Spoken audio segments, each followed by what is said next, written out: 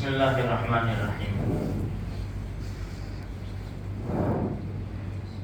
امیر معاویہ رضی اللہ تعالی عنہ نے اپنے بعد اپنے بیٹے یزید کو نامزد کیا خلیفہ کے لیے۔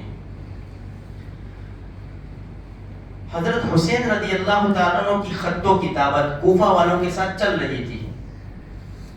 امیر معاویہ رضی اللہ تعالیٰ عنہ کو یہ اس بات کا پتہ تھا کہ حضرت حسین رضی اللہ تعالیٰ عنہ کے خط آ رہے ہیں اور کوفہ والوں کے خط جا رہے ہیں۔ بڑے زبردست انسان تھے، صحابی رسول صلی اللہ علیہ وسلم تھے، کاتب وحی تھے۔ انہوں نے یزید سے کہا کہ دیکھ،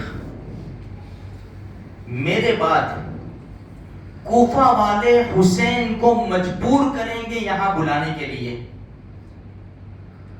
امیر معاویہ یزید سے کہہ رہے ہیں رضی اللہ تعالیٰ عنہ، یزید سے کہا میرے بعد مجبور کریں گے، اگر حسین آ جائے اور تو حسین کے اوپر قابو پا لے تو بھلائی کا معاملہ کر لینا۔ امیر معاویہ رضی اللہ تعالیٰ نے یزید سے کہا خیر۔ کوفہ والوں نے خط لکھے، بڑی لمبی چوڑی داستانیں ہر سال ہم سنتے ہیں۔ وہ خط کی بنا پر انہوں نے تیاری کی کوفہ جانے کی۔ صحابہ کرام نے، عبداللہ ابن عمر، عبداللہ ابن زبیر، بہت سارے صحابہ نے ان کو روکا، امام حسین رضی اللہ تعالیٰ عنہ کو۔ اخیر میں یہ بھی کہا کہ آپ جانا چاہے تو جائے، آپ کے جو گھر کی عورتیں ہیں ان کو نہ لے جایا جائے، لیکن مقدر کی بات کی سب کو لے کر چلے۔ جب کوفہ سے پہلے جب یہ چل رہے تھے تو دور سے، دوپہر کا وقت تھا، دور سے کچھ چیزیں نظر آئی۔ ٹھہر گئے، دیکھا تو قریب آ رہا ہے ایک لشکر گھوڑے سوار۔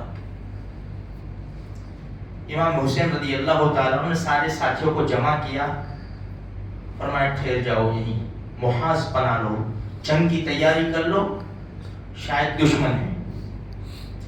ابھی یہ جنگ کی تیاری کر رہے تھے، صفیں بنا رہے تھے، سب درست کر رہے تھے کہ حر ابن یزید، جو ابھی یزیدی لشکر میں تھے، حر ابن یزید 1000 کا لشکر لے کر سامنے آ کھڑے ہو گئے۔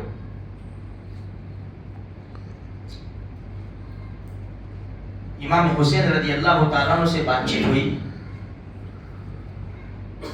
اتنے میں ظہر کی نماز کا وقت ہوا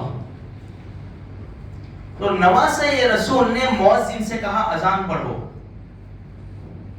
کربلا کے راستے میں اذان کی آواز اور ہمارے کربلا کے راستے میں ڈی جے کی آواز، یہ فرق ہے یہ۔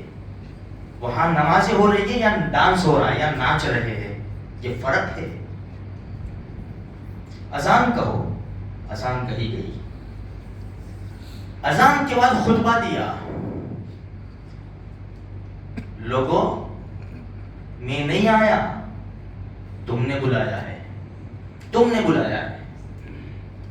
نے خطوط لکھ کر مجھے بلایا ہے۔ حر ابن یزید نے کہا ہم نے کوئی خط نہیں لکھے۔ فرمایا لاؤ خطوط کی ٹھیکیاں لاؤ، ان کے سامنے خطوط نکالے کہ ٹھیک ہے جو بھی ہوگا لیکن ہمیں نہیں معلوم۔ امام حسین رضی اللہ تعالیٰ نے ایک جملہ بولے، اس کو برا بھلا جب انسان غصے ہوتا ہے نا تو کچھ بولتا ہے، عربی کا ایک لفظ ہے، اس کو بولے کہ تیری ماں تجھے روئے۔ امام حسین رضی اللہ تعالیٰ عنہ نے حر ابن یزید کو یہ کہا، تیری ماں تجھے روئے۔ اب سننے جیسی بات ہے میرے بھائیو، اللہ نے اسی لیے ان کو ہدایت دے دی۔ حر ابن یزید نے کہا حسین، اگر تمہاری جگہ کے اوپر کوئی دوسرا ہوتا نا اور وہ میری ماں کو برا بھلا کہتا اور مجھے میری ماں کی گالی دیتا تو میں اس کو بتا دیتا، اور میں تم کو جواب بھی نہیں دوں گا، اس لیے کہ تمہاری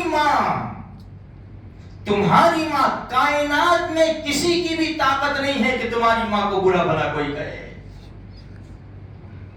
دیکھا، دشمنی لشکر میں ہے نا، اور یہاں سچے بھائی زمین کے ٹکڑوں کے خاطر اس کو بھی ماں کی گالی دیتا ہے اور یہ بھی ماں کی گالی دیتا ہے. دونوں بھائی سگے ہیں ایک ماں کے, ایک دوسرے کو ماں بہن کی گالی دیتی ہے. حضرت حسین اچھا تو تیرا کیا ارادہ ہے؟ کہا کہ مجھے حکم دیا گیا کہ تم کو رو کے رکھوں اور کوفہ تک میں تم کو لے جاؤں. امام حسین رضی اللہ تعالیٰ نے فرمایا اچھا نماز تو اپنے ساتھیوں کے ساتھ پڑھے گا الگ ہو کر یا ہمارے پیچھے؟ اور ابن یزید نے کہا نماز آپ پڑھائیں ہم آپ کے پیچھے نماز پڑھیں گے. الگ الگ مسجد ہوگی, ان کے پیچھے نماز نہیں ہوتی, ان کے پیچھے نماز نہیں ہوتی. اسی میں ٹوٹ گئے مسلمان, اسی میں ٹوٹ گیا. سب الگ الگ کر لیا, سب الگ الگ کر لیا. قرآن ایک, شریعت ایک, نبی ایک, اللہ ایک, قبلہ ایک, بیت اللہ ایک, سب ایک ہے, پھر بھی مسلمان تتر بتر ہو چکا ہے. پھر خطبہ دیا, عصر کی نماز کا وقت آیا, عصر کی نماز بھی ساتھ میں مل کر پڑھی. ہاں یہ کربلا کا راستہ ہے, ابھی پہنچے نہیں ہیں. حر بن یزید 1000 لشکر کے ساتھ ہے. امام حسین رضی اللہ تعالیٰ عنہ کو اس نے روک رکھا ہے. کہیں بھی ابھی تک تو پانی بھی تھا, جب یہ لشکر سامنے آ گیا تو امام علی مقام رضی اللہ تعالیٰ عنہ اپنے لشکر سے کہا خوب پانی پیو اور اپنے سواروں کو, اپنی سواریوں کو بھی خوب پانی پلا لو اور تیار ہو جاؤ. تو میرے بھائیوں یہ یہاں سے شروعات ہوتی ہے. حر ابن یزید نے امام علی مقام رضی اللہ تعالیٰ عنہ کو روکا, پھر بعد میں عمرو ابن سعد ملا, پھر اب عبید اللہ ابن زیاد, شمر ذوالجوشن نالائق ہیں. یہ انشاءاللہ دوسری باتیں کل سنیں گے. بس کہنے کا مقصد یہ ہے میرے بھائیوں کہ کربلا کے راستے میں اذان کی صدائیں گونجی, وہاں اللہ اکبر کہہ کر نماز کے لیے ہاتھ باندھے گئے, رکوع سجدے کیے گئے. اور افسوس کی بات ہے ہمارے راستوں کے اندر کیا ہو رہا ہے, مسلمان سمجھنے کے لیے تیار نہیں ہے. ہر فرقے کے علماء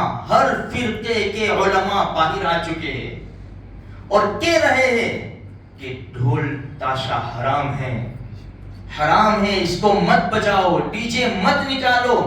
لیکن اس کو کیا ہے, فنکشن بنایا ہے, فنکشن. میں 2 دن سے کہہ رہا ہوں کہ شہادت حسین ہے, سب خوشیاں منا رہے. کس کی پیشانی کے اوپر بل ہے, کون مغموم ہے, غم زدہ ہے, کون اداسی, کس کے اوپر اداسی چھائی ہوئی ہے. ہر ایک تیاری میں ہے. بازار میں تو دیکھو جو شاپنگ ہو رہی ہے, اب یہ نیلے کپڑے اور یہ پتہ نہیں قسم کے. نماز تو چلی جائے, کربلا کے میدان میں پڑھیں گے نماز, کچھ بھی نہیں, بس کھاؤ پیو ناچو گاؤ, چھٹیاں مناؤ, عیش کرو, اور پھر 350 دن بھول جاؤ کون حسن کون حسین رضی اللہ تعالیٰ عنہما. پھر محرم کا پہلا چاند آوے پھر شروع کر دو. اس کو محبت کہتے ہیں میرے بھائیوں. اس کو یہ 10 دن کا تذکرہ ہے, یہ 10 دن ہم صرف یاد کریں گے. اس لیے میرے بھائیوں سمجھنے کی بات ہے. اللہ پاک مجھے بھی, آپ کو بھی, سارے مسلمانوں کو دین کی صحیح سمجھ عطا فرمائے.